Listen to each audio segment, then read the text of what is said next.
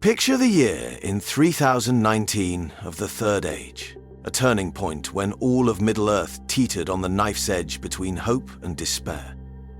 Aragorn, heir of Isildur, bearer of Andúril, journeyed with Legolas and Gimli through the paths of the dead, believing that only the cursed souls within might deliver Gondor from ruin.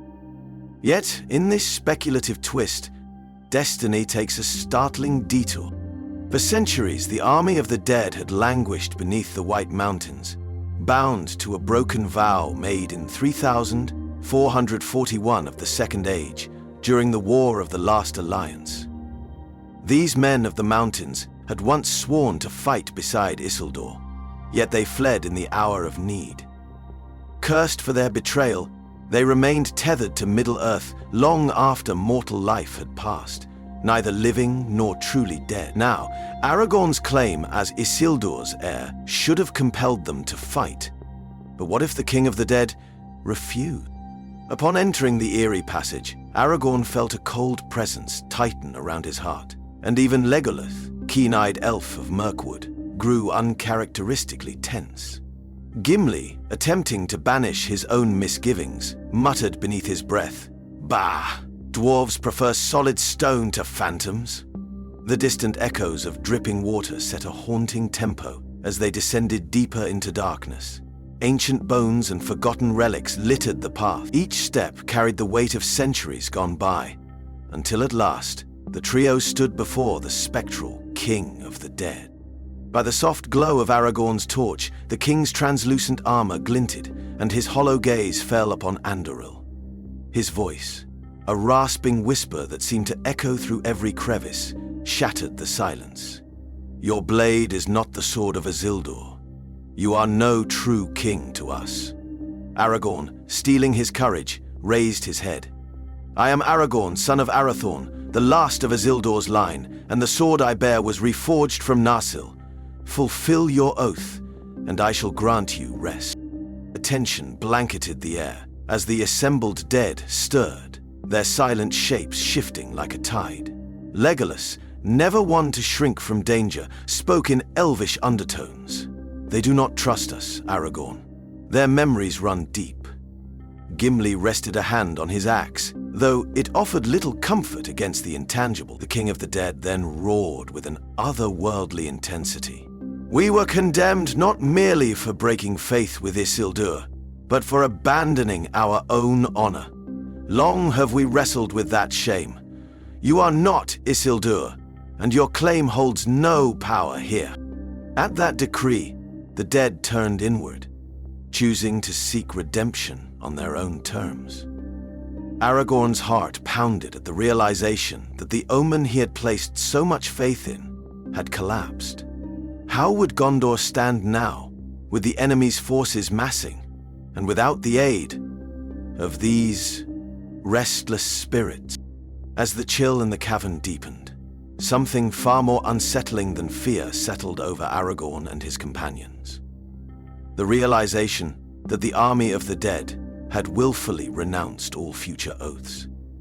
For long years, their sole purpose had been tied to the unfulfilled pledge they had given in 3441 of the Second Age. A pact to aid Isildur against Sauron. And yet here they stood, resolute, refusing to bend before the rightful heir of Elendil. In a hushed exchange that barely rose above a whisper, Gimli's brow furrowed beneath the flickering torchlight. "Aragorn," he said, voice trembling with both urgency and anger. "We cannot fight them if it comes to that. How can we defend ourselves against spirits?" Aragorn's gaze lingered on the King of the Dead, whose spectral presence loomed at the far side of the cavern, like some ancient monument to lost honor. "I know," murmured Aragorn, pressing his lips into a thin line. "But I will not strike at them without just cause. We came seeking their help, not their destruction." A sudden stirring rippled through the ranks of the dead, and a low moan swept the cavern.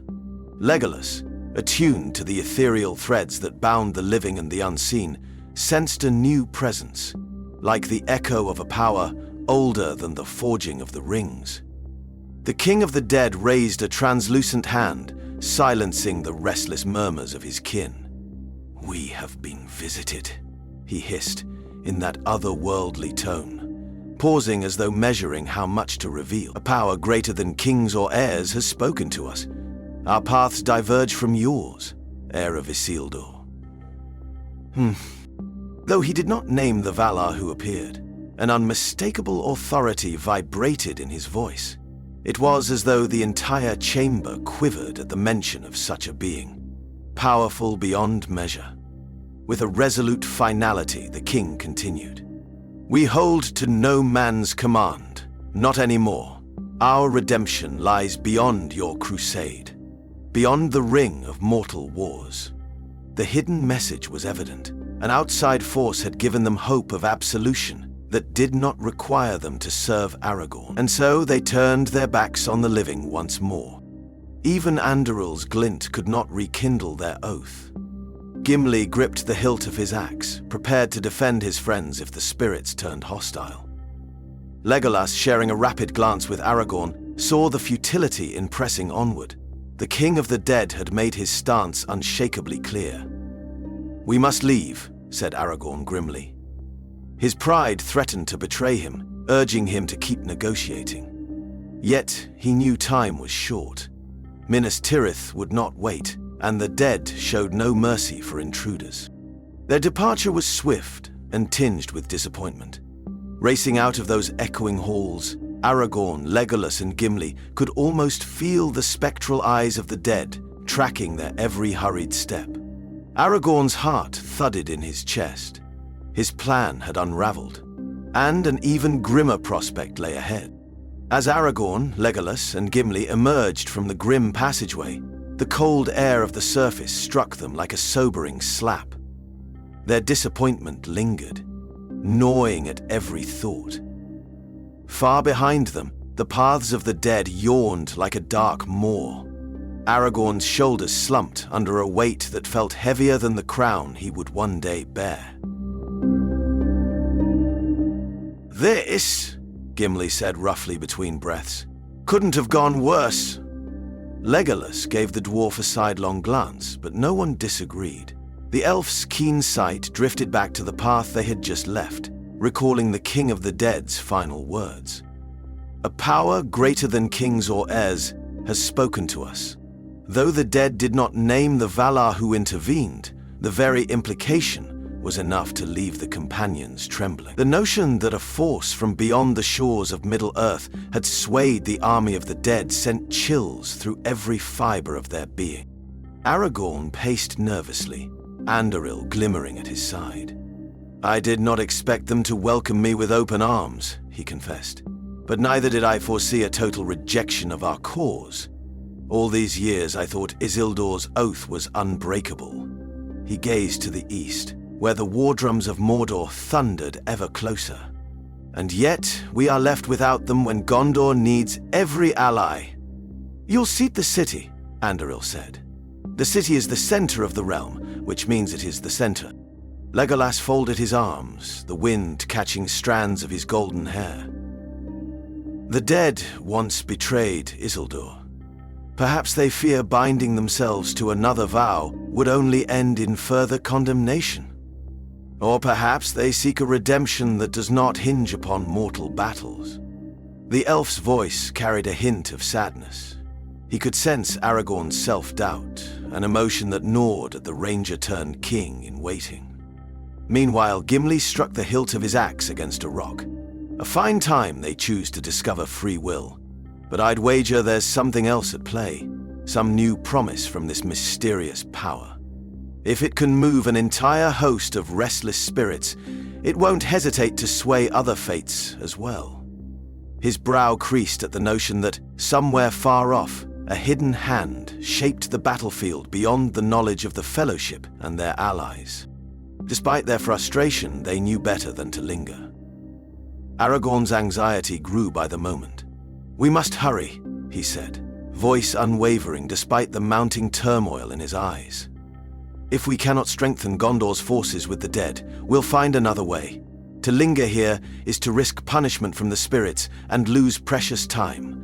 Even now, Minas Tirith stands on the brink of siege. Faramir cannot hold back the tide alone. With that, he pressed onward, forcing himself to focus on the next steps of this uncertain journey. Their retreat was swift, but the haunting sense of failure stayed with them. Little did they know how profoundly the dead's new path would impact the fates of both the living and the cursed alike. As the three companions descended from the slopes of the Dwimmelberg, the landscape expanded before them in stark contrast to the suffocating paths of the dead. The wind cut through them, sharper than any sword, as though the mountain itself lamented the broken alliance. Gimli, ever blunt, gave words to their collective unease. Do you think they'll follow through on this newfound redemption of theirs? Or is it simply another betrayal? Legolas sighed, a soft sadness flickering in his eyes. The dead owe their doom to betrayal, and I doubt they've forgotten that. They're pulled by forces we cannot see.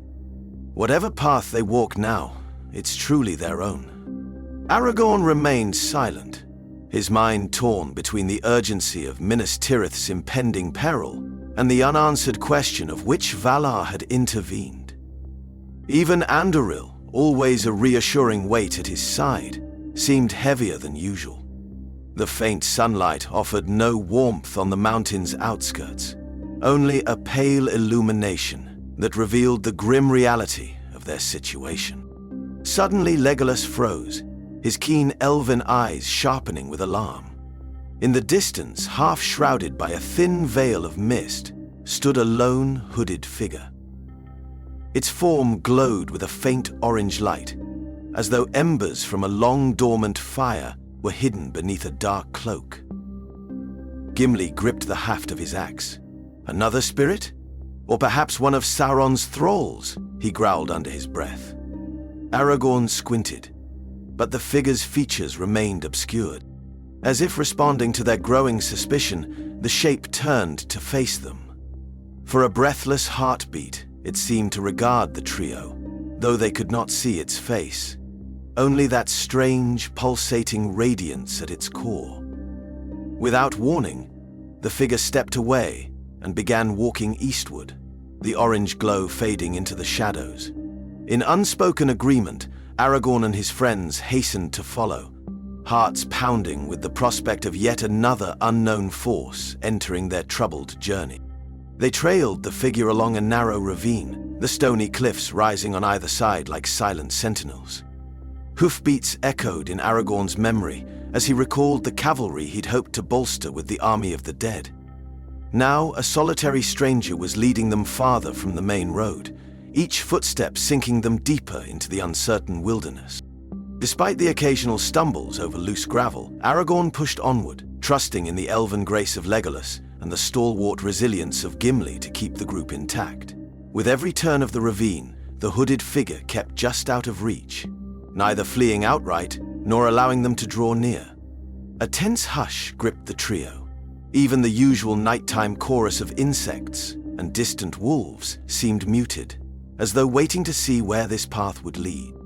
After what felt like an age, they rounded a final bend, only to discover an ancient, abandoned campsite. The hooded figure stood at its center. Beneath its cloak, a subdued orange glow pulsed like a heartbeat. Then, with a sudden flash of dull fire, it lifted its hood slightly, revealing a thunderous roar broke the silence, echoing off the canyon walls. The figure disappeared in a blaze of orange luminescence, leaving only swirling embers where it had stood. A stunned Aragorn, Legolas, and Gimli found themselves alone in the flickering glow. Hearts racing, minds reeling with questions that offered no easy answers. The three heard a faint voice in the distance, shouting, "There is only one way to save Gondor. Elisor, your sacrifice awaits." Gimli instantly yelled, "This is a trap, laddie. Don't fall into Sauron's mischief." Legolas quickly interrupted, "No, this is something much more, and it might be the only thing to prevent not just the doom of men but the likes of Middle-earth. But I also hope I'm incorrect," Aragorn said hastily. "All right, let us advance then."